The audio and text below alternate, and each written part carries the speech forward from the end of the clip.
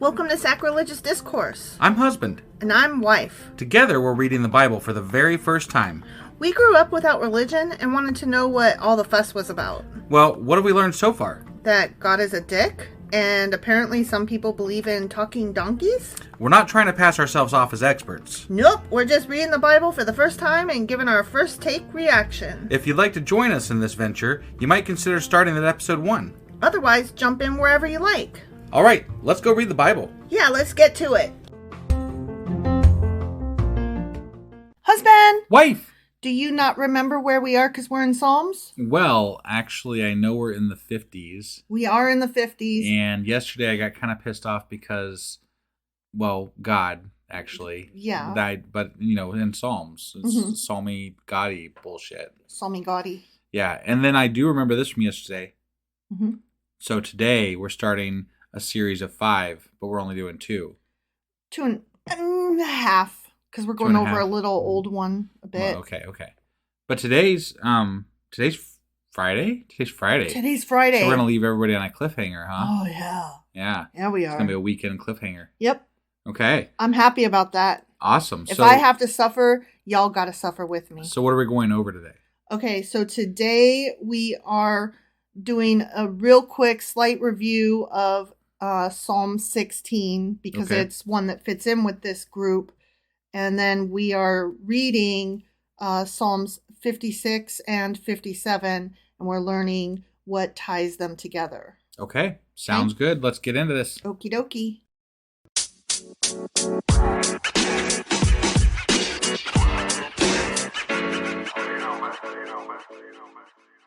Okay, so this group has in their header something that refers to them as a Miktam. Miktam. Miktam. Okay. Miktam. Got it. Okay.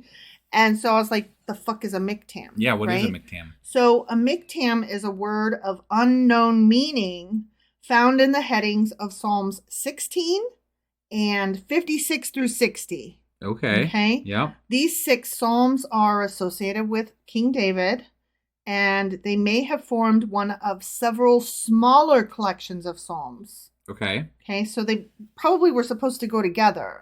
I don't know why they got separated, but you notice that that's happened a lot in this stupid book. Well, yeah. I mean, they don't know how to write. No, it's not that they don't know how to write. It's also, it's not just that they don't know how to write, because they don't. But it's also that the people that decided to put this together in its final form, yeah, it's like they took all the papers and threw them up in a pile, and however they landed, then they shuffled them together into one deck and were like, here goes some psalms. That's kind of what I imagine happened, actually. I really think that that's what happened, because why? Why are these number 16 is nowhere near 56? Right. It's just stupid. Yeah. And that's not the first time this has happened. Right. So, I think, you know what? They probably thought God would sort it out for them. They probably did. That's why they threw him up in the air. And then God was like, if you really love me, you'll figure it out. It's like, okay, well, I guess I don't love you because I ain't figuring it out. Right. But whatever. Yeah. Miktam corresponds to the Babylonian Nakamu lid, which is a metal cover for a vessel. Okay. But efforts to derive a meaning for the obscure term as used in the Psalms have not been convincing. So we still don't know what the fuck it is, other than in Babylonian, the word means lid. Okay. All right. Some scholars suggest that it may mean restricted by the meter or conformed to poetical measure. I don't really know. Sure. I don't really get it. Okay. In modern Hebrew, the word has come to mean epigram. And numerous collections of Hebrew epigrams have used that word in their titles. And then I was like, hang on, I'm an English major, but what's an epigram again? Because I get it mixed up with like epigraph and effigy and there's all kinds of stuff. Okay? Sure. So an epigram is a pithy saying or remark expressing an idea in a clever and amusing way. Okay. It's a short poem, especially a satirical one, having a witty or ingenious ending. Oh. So I kind of like that. Okay. And I was like, oh, we're trying to write a book. And I want I want to use the word Miktam now, since I like the meaning of epigram. Yeah. You know? Yeah. So, okay. Anyways, so the first one was Psalm 16. I'm not going to reread it. I'm just going to remind everybody that Psalm 16 was a goodly heritage that started, "Preserve me, O God, for in thee do I put my trust." And it's a psalm of faith, which that's literally what I just said. Okay. And the author most likely wrote the psalm in the Persian period, which would have been sometime after 539 BCE. Got it. Okay? Yep. So now we're going to get into what we're actually here for, which is Psalm 56. Okay. Okay? Yep. Psalm 56. For the director of music, to the tune of "A Dove on the Distant Oaks." Or as I like to call it, "A Dove Cries." You just took what I said yesterday. I did. But this literally has a dove. Yeah. So, how could I not? Dove. Well, this one has a better dove. Oh, okay. Okay. Of David, a Miktam, when the Philistines had seized him in Gath. Okay. Okay. Yeah. Be merciful to me, O God, for men hotly pursue me. All day long they press their attack. My slanderers pursue me all day long. Many are attacking me in their pride. Oh, so more paranoia. Yeah. Got it. Okay. When I am afraid, I will trust in you. In God, whose word I praise. In God I trust. I will not be afraid. What can mortal man do to me? I mean, they can cut do a you lot up. of things. Yeah. They can chop your shit up. They could steal your eye. They can do more to you than God can. Yeah. Yeah. They can do lots of pain stuff to you. Right. Yeah. They can waterboard you. Right. Yeah. They can throw you in a prison. Right. They can bury you under rocks. Mm-hmm. Yep. They can smoke you. You've thought this through very thoroughly. No, this is off the top of my fucking head. That's kind of scary. They can eat you for dinner. I mean, they can do all kinds of shit. Right. Okay? Yeah. Mm-hmm. All day long they twist my words. They are always plotting to harm me. They conspire. They lurk. They watch my steps, eager to take my life. On no account let them escape. In your anger, O God, bring down the nations. Here goes some more God. Like, he's assuming they're plotting against him. Mm-hmm. And he's like, kill them. The entire nation of them. All of them. Yeah. And it's, once again, this one guy telling God how to Elohim. Right. Record my lament. List my tears on your scroll. Are they not in your record? Then my enemies will turn back when I call for help. By this I will know that God is for me. So you don't really trust God. You're like, do this so that I can then trust you. Right. Yeah. Mm-hmm. Only if you do this will I then know. Right. And trust. Right. But do it, God damn it. Right. Exactly. What the fuck? In God, whose word I praise, in the Lord, whose word I praise, in God I trust, I will not be afraid. What can man do to me? I am under vows to you, O God. I will present my thank offerings to you, for you have delivered me from death and my feet from stumbling, that I may walk before God in the light of life. It's easy to live through shit and then say God helped you.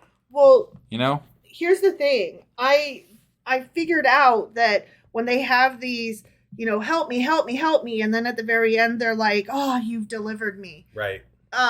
That's not actually like them going from this is scary in the future happening and whew, I sure made it through that and now I'm glad about that thing in the past being over. Right. Like, that's the way it reads, but that's not actually what it means. Okay. What it means is, oh, I'm scared of this thing, but I do have trust in you, and I know that you will fix this so that I will be able to say, oh, I'm so glad you got me through that thing that's behind me. Okay. Yeah. They skip that part, but that's what I have figured out through. They have such faith that they're just assuming God will help them. Yeah. It's their faith. They're showing their faith in God. Got it. Okay. Yeah. So, here's my notes on Psalm 56. Very short. Okay. It's a prayer of trust, and it starts, be merciful unto me, O God, for man would swallow me up. This psalm may be considered representative of anyone hiding from an enemy. The psalm is a prayer for help against enemies, and it is ascribed to royal rights, meaning that it is often said during royal ceremonies. What? Because it refers to nations. Yeah. It's crushing them. Right. It's our nation crushing, like our king crushing other nations. I don't like that. It's bold. It's very bold. Yeah. It's taking what our king does, because, our king is the representative of God on earth, and also the king is the representative of all the people to God, right? Right. I mean, not to me and you, of course, but as seen through these people, right? Right. So when they're saying, God, crush those nations, they're saying, God, allow our king, this leader, whom we are here celebrating, and we are here having our little cute ceremony, let him crush the nations in your name. Okay. So that we can say, you did this, even though clearly, we were the ones that showed up. Right. So, I'm glad I could make that clear for you. Yeah. Okay. Now, Psalm 57 for the director of music, to the tune of "Do Not Destroy." That sounds like awesome. Oh my God, SNL has a new skit. Not new, I guess it's been for the last year. Okay, but it's the most recent season. Okay, so that's what I mean by new. Okay. The most maybe recent last 2 seasons, whatever. Right. Called "Do Not Destroy." Okay. And it's where they do a recording that's not like live. It's not part of Saturday Night Live's live skit. Got it. It's like a pre-recorded thing that may have it may take place in the writer's room, and often has unexpected guests in it that you're like, oh, where'd those come from? Okay. So that's just funny to me that theirs is called "Do Not Destroy," and then Psalm 57 is "Do Not Destroy." Right. So I have no idea if it's related. It's not. Or it could very well be, because they are clever like that, but then it could be entirely nothing. Nothing, because who reads this shit? Nobody.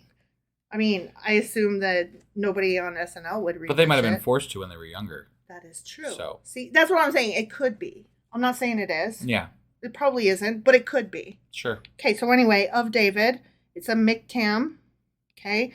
When he had fled from Saul into the cave. Oh, the cave. This is where Saul takes a piss. I was gonna say, isn't this where David saw him pee? Yeah. Okay. Yeah. Have mercy on me, O God. Have mercy on me, because this dude is pissing. For in you, my soul takes refuge.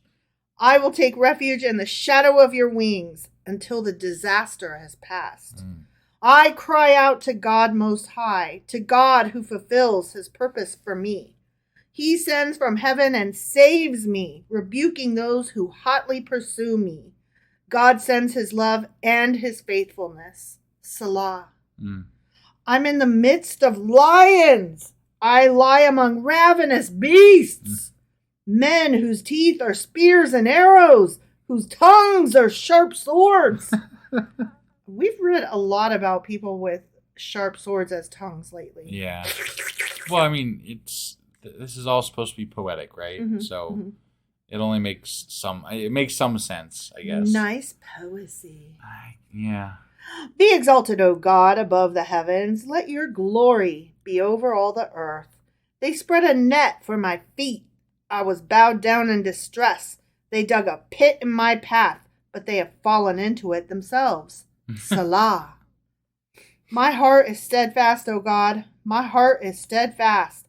I will sing and make music. Awake, my soul. Awake, harp and lyre. I will awaken the motherfucking dawn. Okay. I will praise you, O Lord, among the nations. I will sing of you among the peoples. For great is your love, reaching to the heavens. Your faithfulness reaches to the skies. Be exalted, O God, above the heavens. Let your glory be over the earth. These are boring ones, kind of. They are. Sorry. No. Like, I'm not trying to... It's just, like, there's not really a whole lot to, like... Look, I'm doing my best here. No. I mean, I get it. I just... That's why I've been adding motherfuckers into it. Right. I was trying to find places to comment, and I'm like, I could make fun of the poetic things they're saying again, but then I've done that before, and I'm like, whatever, you know. Yeah. I don't know. It's like, it's making us be repetitive where it is repetitive, and I resent that. I mean, I feel like we're reading the same things over and over and over and over again. Yeah, it's really repetitive. God is great. God is good. Help me. Kill them. Right. Yeah. I mean, that's pretty much it. That's basically it. Yep. So, Psalm 57 notes. This one was a prayer for rescue from persecutors. Okay. And it starts out, be merciful unto me, O God, be merciful unto me. Yeah. I just have to say real quick, I was really disappointed there was no peeing Saul in this psalm. I know. Same. I mean, that I was really hoping that would get covered. Me too. But it didn't. It did not in any way whatsoever. This psalm refers to David when he fled from the face of Saul in the cave, recalling either the cave of Adullam from 1 Samuel verse 22 or the cave in the wilderness of En-Gedi. Remember the En-Gedis? Yeah. On the western shore of the Dead Sea, which was just 2 verses later, 1 Samuel verse 24. I forgot it happened twice. Mm-hmm. So I don't know which. Yeah, okay. But we don't know which one it was. But we remember the P. We do. See? So that was good shit. We remember the good stuff. It was good pee. It was good pee. Yeah. Not good shit. Good pee. Yeah. So that's all I got for today. Okay. And I don't know if we're going to do some rabbit hole for Saturday, but I do know Sunday should be a Patreon. Yes. We need to figure out what we're doing. And we will do something. Yes. We will do something. And I will try my damnedest not to forget to do the weekly wrap up. I know you've been so shit at that. Sucking at that. You have been shit. You need to put a reminder in your telephone. I really do. I should. You should. Yeah. I'm going to have you do that. I'll do that. Okay. And then on Monday, we will be back with Psalms 58, 59, and 60. All right. For surezies. Yeah, because that's going to finish up this Miktam bit. Okay. All right. Okay? Yep. Well, we'll see you guys then. Alrighty. Bye. Bye.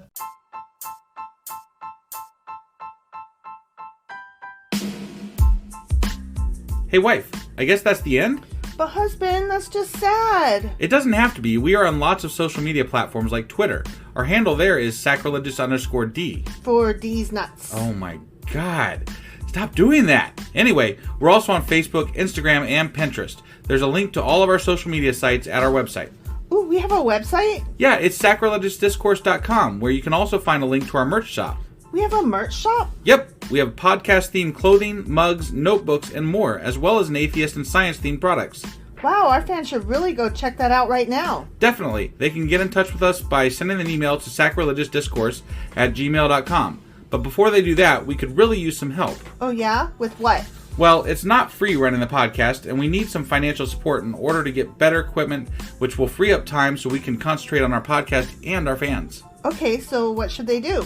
Head over to patreon.com/sacrilegiousdiscourse and sign up as a contributor on our podcast. Supporters there receive additional bi-weekly episodes that we record just for our Patreon members for as little as $2 a month. Also, we'd really appreciate it if you would like and subscribe on whatever platform you're using. And Apple Podcast reviews help us out tremendously. Like and subscribe. Leave an Apple review. Join us on Twitter. Support us on Patreon. That's a lot of instructions. Don't forget to say thanks. Thanks. Okay, bye.